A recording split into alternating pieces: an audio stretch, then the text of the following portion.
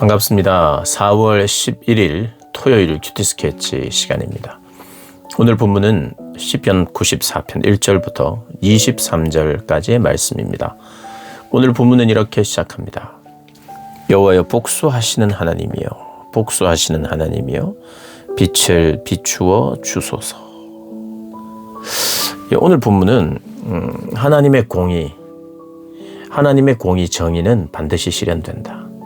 그것이 때로는 심판으로도 나타난다. 악인에 대한 심판으로도 나타난다. 그래서 의인인 너희여 성도여 하나님을 의지하라. 이런 내용입니다. 시편에 많은 내용이 그래요. 사실 거의 절반 이상의 내용이 현재의 고난, 슬픔, 이해되지 않는 것, 그리고 악인의 득세. 악인의 득세를 보면 이해가 안 되는 거죠. 우리가 여러 가지 이해 안 되는 게 이 땅을 살면서 있을 텐데 그 중에 어떻게 보면 가장 중요한 주제, 큰 주제가 악인의 형통입니다. 악인의 형통. 나는 믿는 자고 하나님을 의지하는 자인데 악인은 하나님을 거부하고 하나님을 욕하고 또 믿는 자들도 괴롭히고, 오늘 본문에도 나옵니다. 믿는 자들을 괴롭혀요. 그리고 믿는 자들을 조롱하면서 하나님의 이름도 조롱해요. 그런데 득세해요. 번성합니다.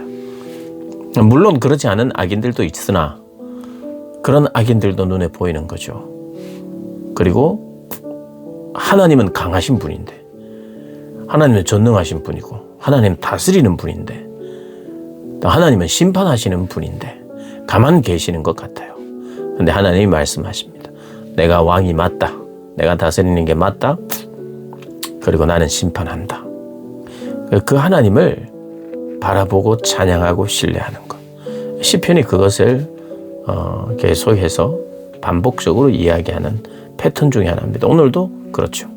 근데 이제 그 각 시편마다 이런 동일한 주제이지만 표현이 조금 더 주목해서 보게 하는 표현들이 있어요. 먼저 1절에 여호와여 복수하시는 하나님이여 이렇게 해요. 아니, 하나님이 복수한다고? 하나님 복수할 대상이 있습니까? 없어요. 하나님은요 복수를 하기 위해서 기다리실 필요가 없는 분이에요. 그게 복수는요 나보다 더 힘이 있는 사람이라든지, 아니면 힘이 대등하다든지, 아니면 힘이 겨루어 봤을 때 약하다든지, 이런 존재에게 복수한다 이렇게 하죠. 당했을 때 복수한다. 하나님 당하지 않습니다. 그리고 하나님을 당하도록 할 수 있는 존재는 없어요. 우리가 흔히 생각할 수 있는 게 사단이라고 생각하는데, 사단은요 하나님 대적할 수 없어요. 사단이 대적하는 건, 넘어뜨리는 건 오직 믿는 자들을 향해서 그런 거예요. 믿는 자들보다 힘이 있어요. 강해요. 지혜도 있어요. 사람보다 더 그래요. 그런데 우리는 능히 그 사단을 대적할 수 있는가? 대적할 수 있어요. 왜냐하면 전능하신 하나님을 의지하기 때문이죠. 그래서 우리가 사단을 대적할 수 있고 이길 수 있는 거지, 그게 아니면 우리는 사단에게 밟힙니다. 져요. 그러니까 원수가 있다면 우리의 원수지요, 사단은.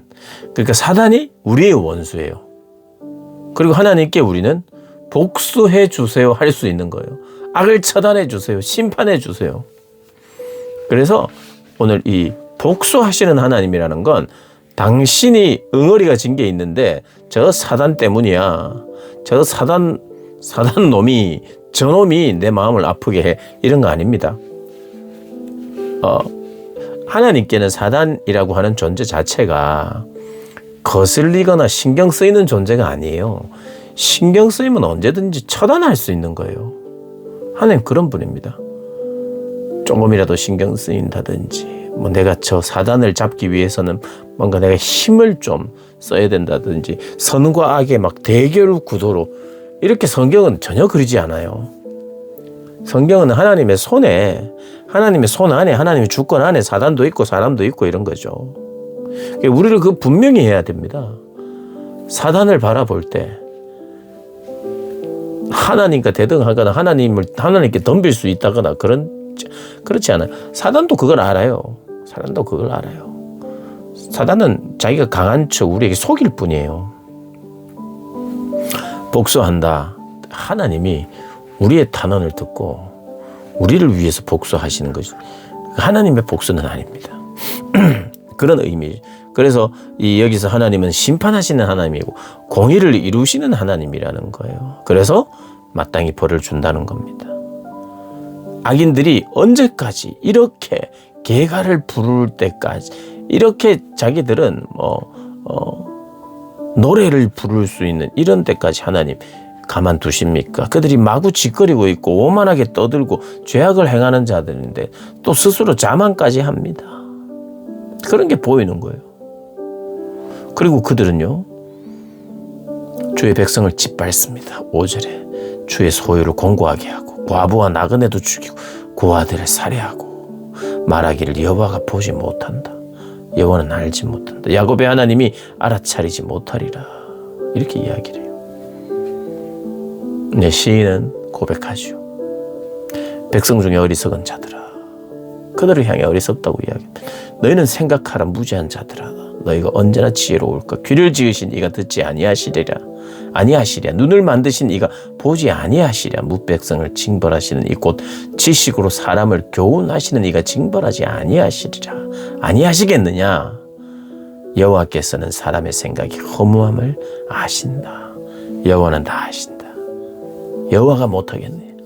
너의 입을 짓고 너의 귀를 짓고 너의 눈을 지은 그분이 듣지 못하고 보지 못하고 알지 못하겠느냐, 이 말씀을 하시는 거예요.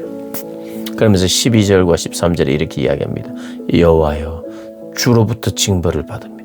여기 나오는 징벌은요, 훈육과 징계를 말하는 거예요. 사랑하는 그의 자녀들의 어떤 연단이나 훈련, 이런 과정은 야사르라고 하는 단어입니다. 이것은 그냥 법정에서 너는 죄인이야 하고 징벌, 그런 형벌이 아니라 징계의 의미입니다. 그러니까 주님으로부터 교육을 받고 훈계를 받고 수정이 되고 잘하는 것은 복이 있다. 주의 법으로 교훈하심을 받는 자가 복이 있다. 이런 사람에게는 환난의 날을 피하게 하사 악인을 위하여 구덩이를 팔 때까지 평안을 주시리라. 하나님께서 심판 때까지, 그러니까 악인의 심판 때까지 하나님은 여전히 우리에게 평안을 주실 수 있는 분이라는 거예요. 여전히 지금 악인이 득세하는 것 같아도 그때에 우리는 평안을 누릴 수 있다고 말해요. 하나님 때문에. 여호와께서는 자기 백성을 버리지 않고 자기 소유를 외면하지 않고 심판이 의로 돌아가리니 마음이 정직한 자가 다 따를 것이다. 18, 19절에는 이렇게 이야기합니다. 여호와여, 나의 발이 미끄러진다고 말할 때에 주의 인자하심이 나를 붙드셨사오며. 이게 어떻게 보면 이 시인의 핵심입니다. 내 발이 미끄러져서 악인의 득세를 보고 상황의 어려움을 보고 하나님에 대한 신뢰가 그리고 미끄러지게, 나도 실수할 수 있고, 그런데 그렇게 미끄러질 뻔한 나를 주님의 사랑이 나를 붙들어 줬다는 거예요. 내가 내 힘으로는 일어설 수 없고 내 힘으로는 주님 의지할 수 없는데 주님의 인자하심으로 딱 붙들어 주니까 미끄러지지 않았다 이야기합니다. 그리고 19절에 내 속에 근심이 많을 때에, 여기서 말하는 근심이 많다는 건요, 생각이 엄청 많은 거예요. 여러분, 머리 아프다 이럴 때 대부분 이게요, 생각이 많으면서 그 생각이 답을 주지 못하고 계속 맴돌면서 미래에 대해서 걱정을 하게 되거든요. 그러니까 그 출발은 생각이 많은 거예요. 생각이 하나님을 향하여 단순하게 있지 않고 여러 생각들이 복잡해질 때 우리에게는 불안이 옵니다. 그리고 우리는 흔들려요. 그리고 우리는 근심이 생깁니다. 생각. 여러분, 그러니까 기본적으로 원리적으로는 단순해져야 돼요. 사람이 복잡할 때 이것은 사실은 근심이 많다는 거예요. 복잡해진다는 게. 그래서 사람은 단순해야 됩니다. 그래서 하나님을 바라보는 단순함이죠. 이건 무식해야 된다는 뜻이 아니에요. 생각이 없어야 된다는 뜻이 아니라 단순해야 돼요. 하나님을 향한 일관된 마음, 하나의 초점, 하나의 철학, 내가 완전히 무장이 돼야 돼요. 이 세상을 바라보는 방식, 사람들을 대하는 방식, 내가 눈에 보이는 여러 가지로 생각이 복잡하게 나에게 들어올 수 있어요. 그때는 평안이 없습니다. 그런데 많은 생각 속에 주님을 온전히 바라볼 때 주님으로부터 오는 생각과 주님으로부터 오는 위안이 내 영혼을 즐겁게 한다는 거예요. 그래서요, 근심이 많고 생각이 많을 때 하나님이 위안을 주실 수 있어요. 언제? 하나님을 바라보고 집중하고 기도하고 찬양할 때, 그리고 영적으로 단순해질 때, 때로는 참 내가 어리석었구나. 여러분, 내가 참 어리석었구나. 이게 뭐예요? 위안이에요. 어리석었구나. 지금 어떻다는 거예요? 그게 별 문제 아닌데, 그게 중요한 게 아닌데 참 어리석었구나. 뭐죠? 깨달음이 왔어요. 그 복잡한 생각에서 주님의 단순한 원리가 나를 주장하자 단순해졌어요. 진리를 깨닫기 때문에 나에게 위안이 찾아왔어요. 그리고 나서 아이고 내가 어리석구나. 이 표현 이후에는요, 그 마음에 즐거움이 있는 겁니다. 여러분, 우리가 이 땅을 살면서 악인의 득세, 억울한 상황, 이해하지 못하는 사람, 여러 가지가 우리를 복잡하게 할 때가 있죠. 그런데 내 영혼을 즐겁게 하시는 주님의 위안이 오는데 언제냐? 하나님이 다스리고 계시고 하나님이 복수도 하시고 심판도 하시는 하나님은 그런 분이시라는 걸 인지하기 시작하고 믿어질 때 우리에게 이런 게 찾아오는 거죠. 그래서 담대하게 22절에 여호와는 나의 요새시고 나의 하나님은 내가 피할 반석입니다. 그렇게 고백하는 거예요. 저와 여러분에게 요새가 되시고 피난처가 되신 그 하나님 의지하며 찬양하며 신뢰하며 살아가는 저와 여러분 되시기를 주님의 이름으로 축복합니다.